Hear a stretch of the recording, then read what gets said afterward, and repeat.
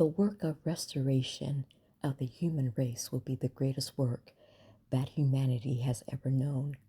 It will, of course, begin in New Jerusalem once it is set up and running, and in the literal sense, actually visibly working to restore humanity, first to the 12 tribes and then to the rest of the world. It is understood that those that are the bloodline of Judah will be the governmental agency that will be administering the healing necessary medicine to the rest of the children of Yah. And of course, because of our long journey through this country called America, we have been trained for the work of rebuilding. There are so many of us, thousands, millions of us, that have specialized in every area of nation building. We are doctors, construction workers. We have been in the military. We have been even policemen and security. We have been in the arts. We have been in medicine, science of every variety. We have been educators, janitors, designers, architects, but most importantly, that which is contained in our DNA that has been locked away will be open and illuminated. And what is that? That is the knowledge and the know-how of our ancestors that has been passed on through the bloodline to us will also be illuminated. What do I mean by that? Well, on some commentators, there is illumination about what America was prior to the advent of the European coming here and making war and destroying everything, the same thing that they did in old Europe. Now, some of you may have heard this as the land of Tartaria, where there are old pictures in the 1800s, some as early as the 1700s, where there are these magnificent and just awe-inspiring buildings of unimagining thresholds that were built and then destroyed cataclysmically. And there's a lot of mystery about who actually did that. Was it the creators of that or the architects of that that destroyed it? Or was it the white man and white woman that destroyed it? Um, we will know in the new kingdom, once it is manifest to everyone on the globe, what really happened. But what is suspected is that it was just black folks that whose children you see every day with nappy hair and black skin. Now there is a small stipulation because of slavery and how the ritual of sex was twisted, that some have now been turned white, and basically because of the very criminal nature of the transatlantic slave trade. Some people were bred out either as biracial, and then they had that biracial went to a white person, and then that child became white. You know that there's a saying that it takes 3 generations to change the color of a bloodline. So it does factor in some, but the core of us, we have not only muscle memory, but we have brain memory. It has just been shut off. Now, when the new kingdom is manifest, where everybody sees them and where the government is ruling, we are going to be brought back into our remembrance of what was lost. And it is going to wake up in our souls. And I know this may sound really, hocus pocus, but you have to kind of be willing to see the fantastical now, because we have been in such troubling times that what we are capable of is going to sound outlandish to us, because we haven't had room or breath to even know what that means or what that could look like, or that the possibility of it. But it is true, it is real. I mean, think about it. Back in, I mean, for many of us, we have aunts and uncles, and maybe even ourselves, cousins and siblings. They just come up with all kinds of ideas, all kinds of things that they think of and imagine. Even I myself am guilty of that, but we just don't have any of the means to actually follow that idea and work it out in real time, in real tangibles, so that we can actually create it. Well, in New Jerusalem, we will be able to absolutely do that. And as a matter of fact, all measures and means will be made available to us so that whatever we dream, whatever we think of, we'll be able to follow it through. So it says in the scriptures that the people of Yah, of Jehovah, of Elohim, the Most High God, will reclaim the land quickly. And what that means is that a lot of things that have been hidden will be revealed to us, will be not only in mind, body, and spirit, but we'll be able to get our hands on. We'll be able to go underneath the ground. We'll be able to go underneath the ocean.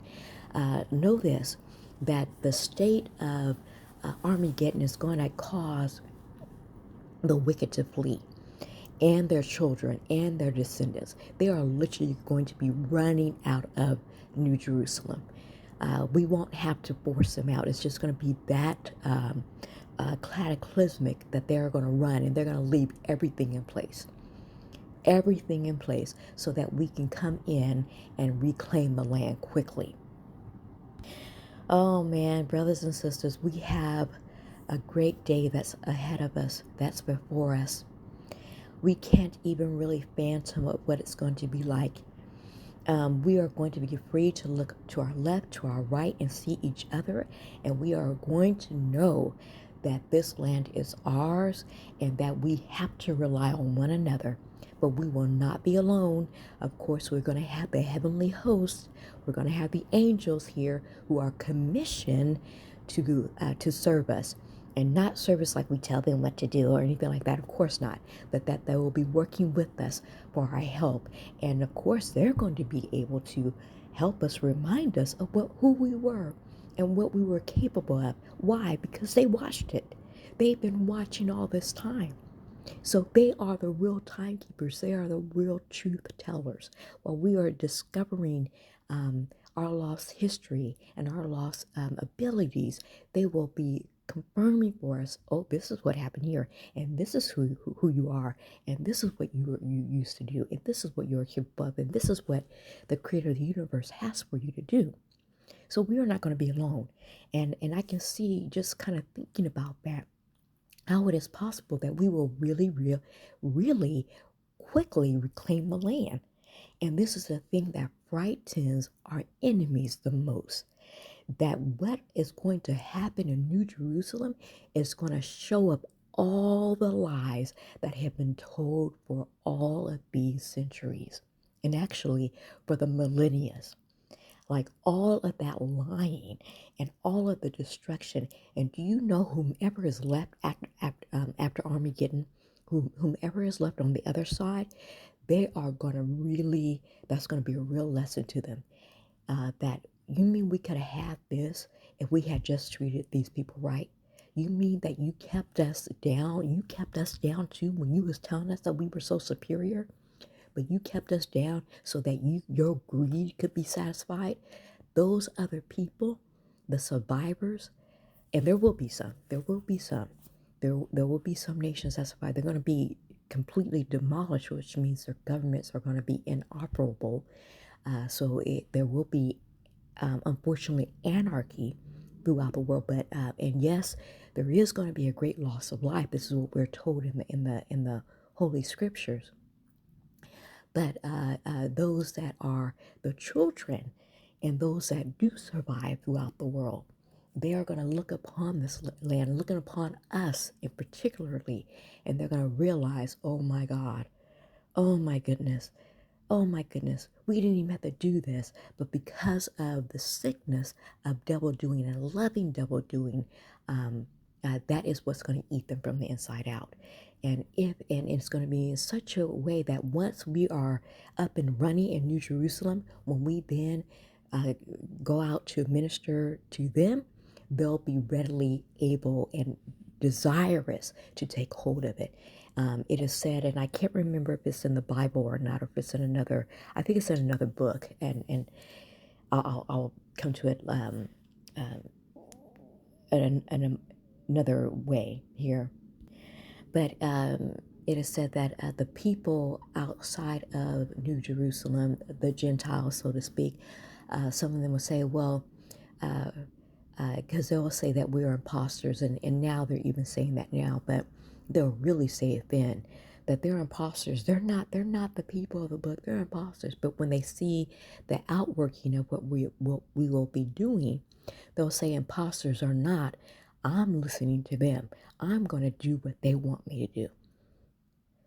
You know, yeah, they may use other words that they describe us now as Black people. They use like the N word. They use all kinds of derogatory words. So they'll probably use that word and say, whether they this or not, I'm taking hold of what they have to offer me. So, but as far as us, we have just a great day ahead of us. If you, brothers and sisters, especially if you're Generation X, or if you're the millennials, you may have had like an old uncle or a grandpa or somebody in your family that had dreams that they were never able to complete. Right? The men of Jerusalem are some of the greatest builders that the world has ever known. When you go to any government building and it's in the old world style, you're looking at their handiwork. So can you imagine when their true minds come back to them, what they're going to build now? Can you imagine what they're going to make Jerusalem look like? I mean, I'm starting to, and I believe that as the creator of the universe, that's putting that into my mind, and I'm blown away of what they're going to do to New Jerusalem. It is probably going to be something unbelievable, and of course, we're going to be giving back that technology that we've been kept from.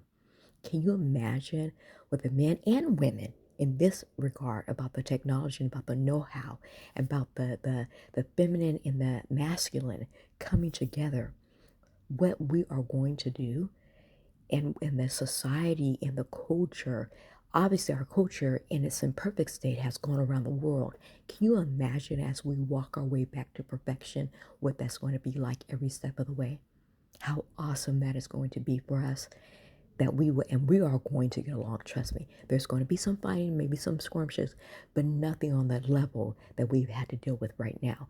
All of that bullshit will be set aside because we will have to depend on one another in order to make sure that everybody is sheltered, everybody has enough food to eat, and everybody is being reconnected with family that they're disconnected from, and and the knowledge that it is up to us, and we'll have the angels with us, and we will know that the Most High, it is said that the Most High, on the inauguration day of New Jerusalem, when we have that celebration, the inauguration day, that the sky itself, the sun will beam and the clouds will open in such a way that we will know.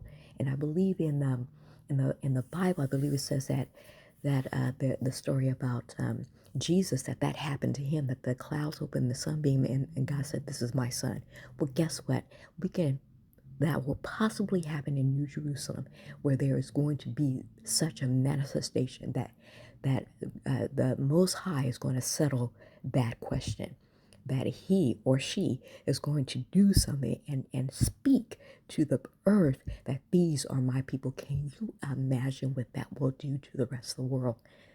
Can you imagine how that would be undeniable? Because we need that right now.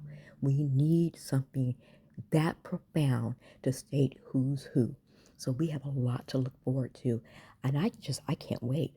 I think that we are going to just be, it's going to be so, I just can't wait to see what's going to be built.